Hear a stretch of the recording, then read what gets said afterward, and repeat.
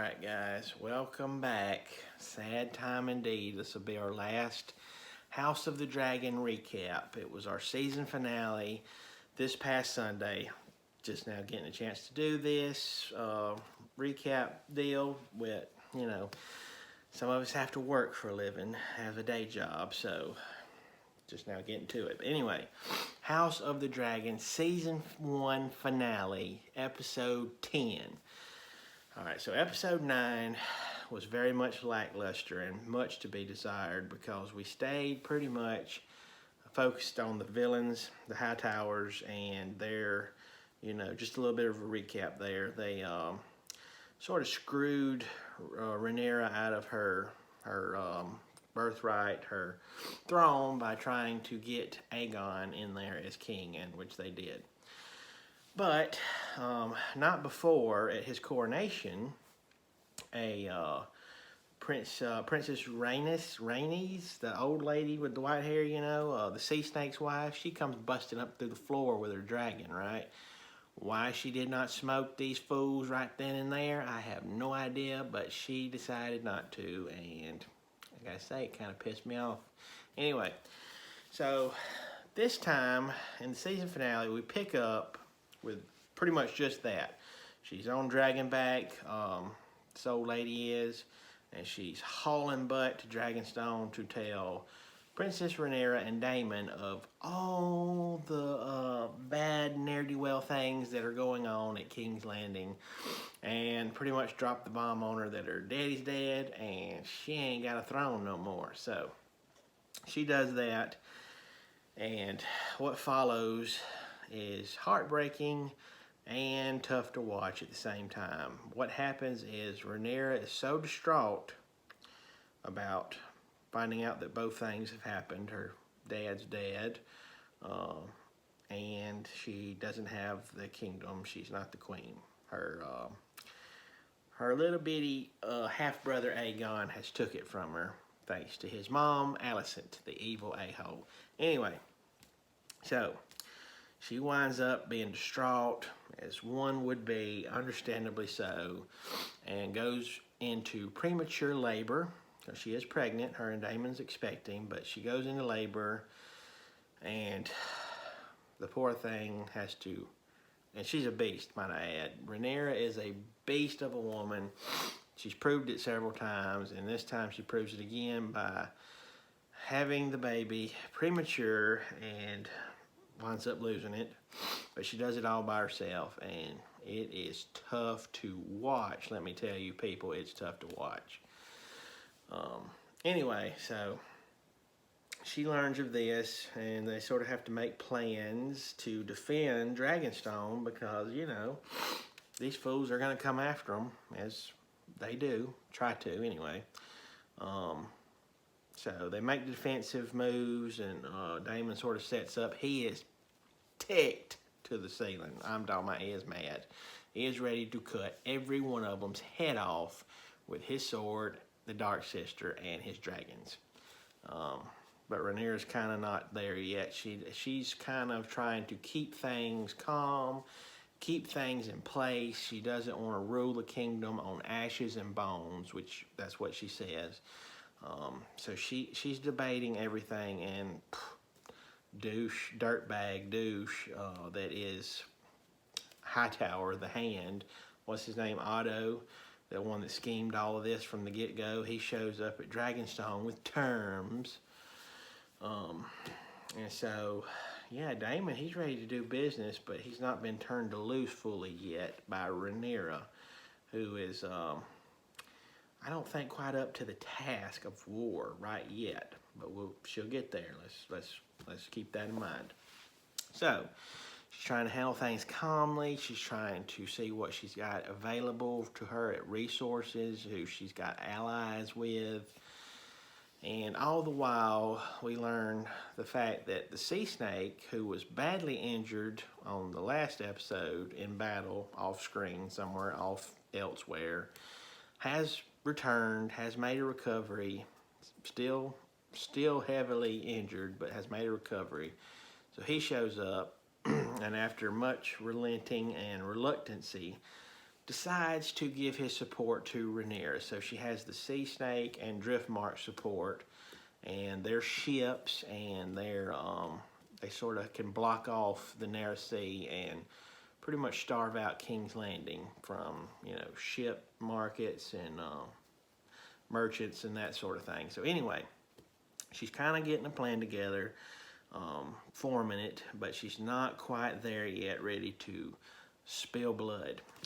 So she sends her, she has two allies that she has to make sure that they're on her side, and that is Winterfell and then Storm's End, I believe it is. And so she sends her two older sons, who we know is illegitimates anyway, but she sends them on Dragonback to offer a message to both of them, both of these different kingdoms, that they pledged their fealty, if you will, to her back when she was named heir to the Iron Throne.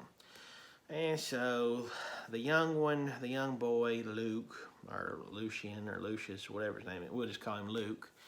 He arrives at Storm's End to deliver this message, and what he finds waiting for him is old one-eyed Willie himself, Aemond, Prince Aemond, who is, a dirtbag at this point. And so he's done beat him to the punch here at Storm's End and that king, and so they're siding with King's Landing and the Hightowers, and so Aemond winds up and sort of instigates the young prince and saying, I want an eye for an eye, right? He's still got a grudge about losing his eye, but the king there's like, nope, we're not going to do that here. Get out. And so they have to settle it outside in the sky, if you will. And what happens here is a really cool dragon chase scene between the two princes, and but it ends, spoiler alert, it ends tragically. The young prince, Luke, we'll call him, Rhaenyra's young son, is devoured by the much bigger dragon Vhagar, which is, what Aemon's riding. I don't think, in my opinion, he intended to kill Luke. I think he was pretty much taunting him and just kind of being a little dirtbag that he is. I don't think he really intended things to go that far, because you can tell the minute the dragon swoops down and eats Luke and his little dragon, he's got one of those oh crap moments all over his face, right? I mean, he just realizes what kind of mistake he made, because if Rhaenyra at this point was not all in for war, after this, she is stone-faced, ready to kill them all. And so I think that's what went through Aemon's brain, what went through his mind was, if we ain't already started a war, I just did by doing this. And he's like, oh crap. And so, yeah. And, Daemon finds out, and he has to deliver, this sad news to Rhaenyra, who is still making plans, still kind of, and let's just say, the whole table thing with the fire under it, with the map, is pretty cool. I kind of want one like that. That is really cool. Anyway, so he delivers the message, and in our final scene, she turns around, because all we see is her back, as far as camera view at this point. And after he delivers the news that her young son has been killed by a Hightower, no less, or he's Targaryen, but let's face it, he's a Hightower. She turns, and her whole facial expression goes from just pure rage. You can see it all over her face. She is ready, and I think we're on the precipice of war, very much so. Had she went and done this to begin with, she might have saved her son's life. I don't know, but yeah, very interesting episode. I will say that it kind of was a little draggy. As far as some of the other episodes, I wanted it to be big. I wanted it to be epic. I wanted it to move forward really heavily into Dance of the Dragons. If you read the books, you know what I'm talking about. But it was good, but in the same sense, it was a slow episode, and so it teases up. You know, I'm hearing that we'll have to wait another 2 years, 2024, possibly for a season 2. Really?